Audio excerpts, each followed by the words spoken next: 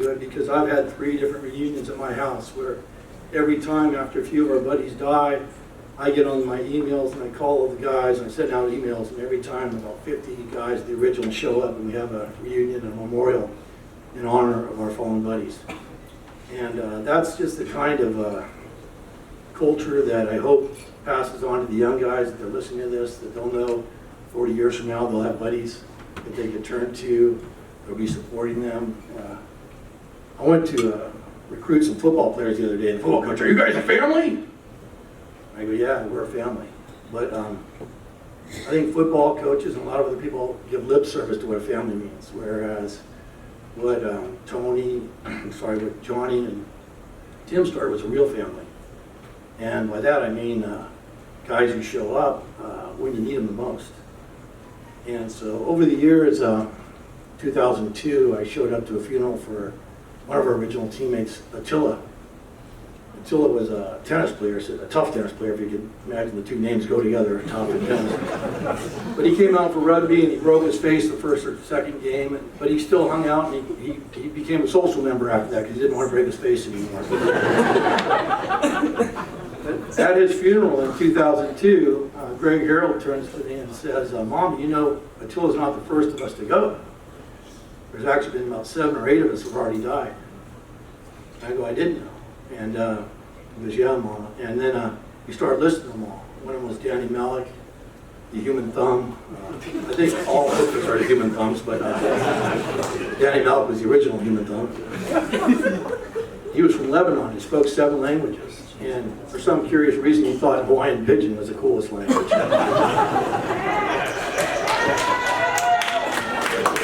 Hello. Yeah. So Greg says we got to stop meeting this way, at funerals.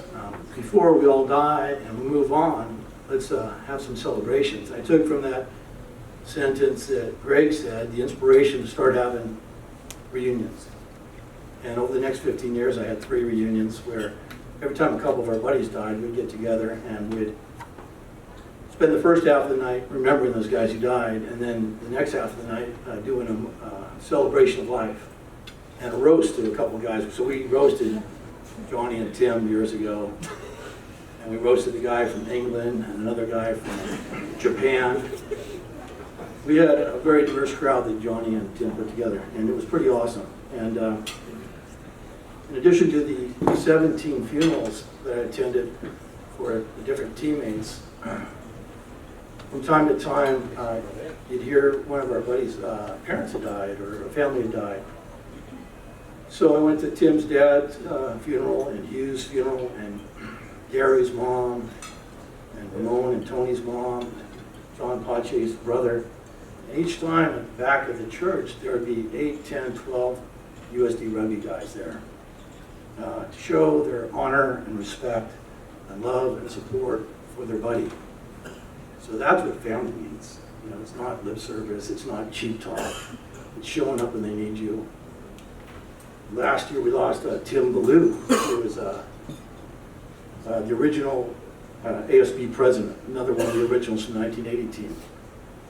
And he was like I say, he's my captain. He was my president in 1984, and the first ASB president we ever had on the rugby team. And he secured us about $180,000 of funds that we were supposed to spend on the entire student body. But a little bit of money went to the rugby team. But when Tim was fighting cancer the last 2-3 years, Tim Hoffman would show up, John Pace would show up, and they would help him through their toughest times and just show that they loved him. And that's family. So there's 17 guys.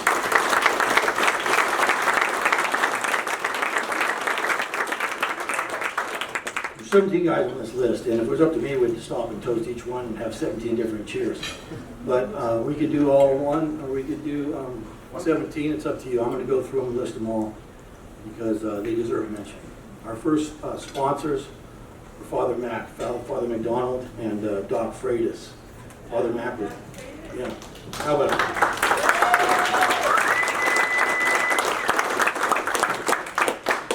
First coach we lost was Teddy Wallace. He was a third or fourth year, came in, and a tough Kiwi who, if you're looking for praise and accolades from a coach, he wasn't the guy you would look to. You could go 2-3 years without Teddy saying something nice to you. But when Teddy gave you the nod, and he was a Kiwi, a tough little scrapper, when he gave you the nod, it meant you earned it. And so after 3 years, he says, "Mom, I give you the nod." It didn't mean about as much to me as anything in my whole career. So Teddy.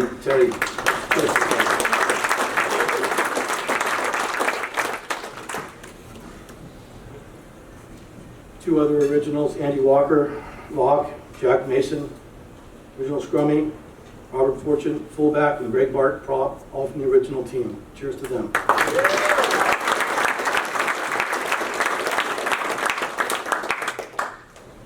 About 5 years ago, we lost Billy Sheen, who was one of the original props.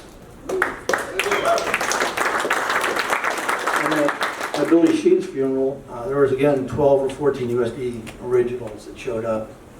And in addition to them, the entire Poway high school team, because he'd started the youth program up in Poway, so a great honor for him.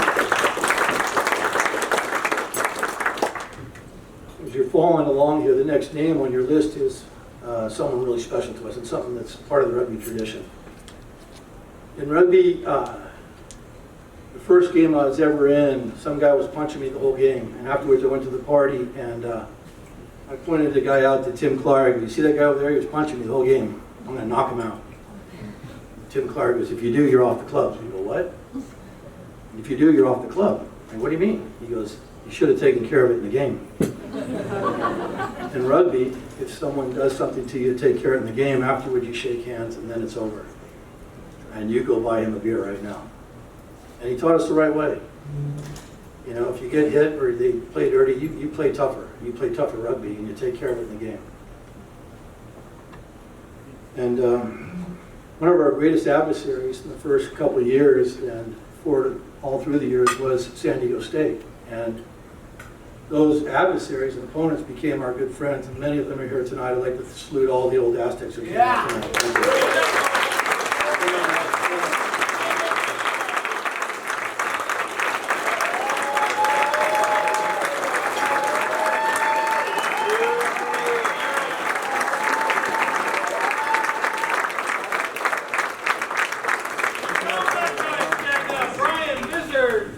All right, how about the all that guy stand up too? Let's have a great.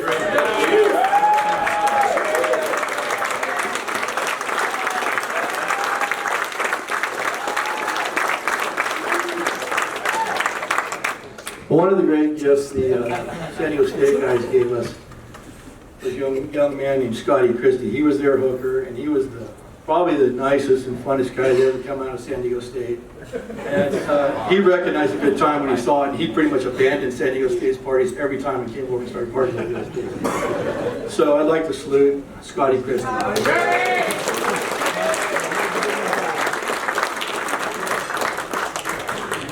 mentioned my captain and my president, Tim Ballou, and the next on the list is John Noonan. John Noonan was an extraordinary individual, probably the heavyweight boxing champion of the world. If you listen to Maddie's part of the story. Mixed martial arts, and after every year he dies, his fighting prowess grows and grows. I'd like to salute John Noonan and John and the rest of his.